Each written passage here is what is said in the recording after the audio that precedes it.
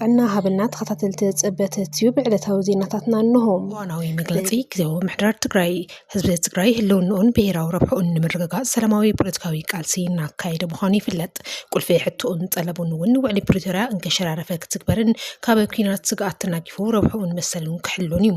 ግዜያዊ ምምሕዳር ትግራይ እውን መሰረታዊ ሕቶታትን ጠለባትን ህዝቢ ትግራይ ንምምላስን ሰላሙን ድሕንነቱን ብዘተኣማምን ውሕስን ምግባርን ሰላም ስምምዕ ፕሪቶሪያ ዝፈጠረሉ ዕድል ብዘይናስሕ ደረጃ ጠንቂቑ ብምጥቃም ብሄራዊ ረብሓታት ትግራይ ንምርግጋጽ ኣብ መንቀሳቐሲ ይርከብ በዚ መሰረት እውን ምስ ፌደራል መንግስቲ ጥራሕ ዘይኮነስ ምስ ዝኾነ ሓይሊ ኣፈላላያትና ብሰላማዊ መንገድን ሕጋውን ንምፍታሕ ዝከኣል ኩሉ ጻዕሪ ምግባር ግቡእ ይብል ይኹን እምበር ካብ ዝልዕል ኢሉ ዝተገለጸ መትከልን እምነትን ወፃእ ግዜያዊ ምምሕዳር ትግራይ ዘይፈልጦ ዝተሓንገጡ ዕላማን ስትራቴጂን ስልትን ዘይፍለጥ ዝኾነ ዓይነት ደጋዊ ርክባት ምግባር ኣይትኽክልን ጥራሕ እንተይኮነስ መንግስቲ ኣልባ ኮይንና ፋሩልነት ክነግስ ትግራይ ሓደ ማእኸል ከይህልዋ ዝገብር ሓደገኛ ተግባር ይብል ግዜያዊ ምምሕዳር ትግራይ ከምዚ ዓይነት ተግባር ኣብ ትሕቲ ዝኾነ ይኹን ኩነታት ተቐባልነት ዘይብሉ ምዃኑ ክፍለጥ ይግባእ ድማ ኢሎም ቢሮ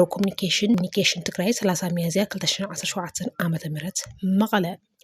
ነተገዳዳይ ብርሃነ ገብረገርግስ ፈቲሑ ከም ዝሰደዶ ፖሊስ ኮሚሽን ትግራይ ኣፍሊጡ ፖሊስ ኮሚሽን ትግራይ ሎሚ 30 ሚያዝያ 2017 ዓመተ ምህረት ኣብ ዕላዊ መራኸቢ ማሕበራዊ ሚድያ ፌስቡክ ገጽ ኣብ ዘብጽሑ ሓበሬታ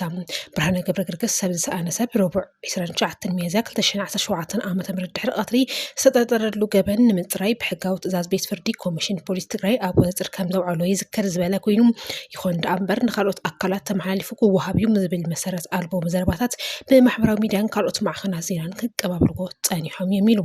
ፖሊስ ኮሚሽን ትግራይ ብምቕጻል ካብ ዝተበጊሱ ካልኦት ትካላት ኣብ ልዕሊ ኮሚሽን ፖሊስ ትግራይ ትካላውን ሙያውን ነፃነቱ ሓልዩ ከይዲ ምጽራይ ከይገብር ልዕሊ ዓቕሙ ዝኾነ ጸቕጥታት ብምብጽሖም ስዒቡ እውን ካልእ ዘይተደለየ ውፅኢት ከስዕብ ስለ ዝኽእል ከይዲ ምጽራይ ኣቋሪጡ ፈቲሑ ሰዲድዎ ኣሎ ክብል ኣፍሊጦሎም ጽበት ዩቲዩብ ዕለታዊ ዜናታትና እዚኦም ይመስሉ ነይሮም ላይክ ሼር ሰብስክራይብ ምግባር ቤተሰብና ይኹኑ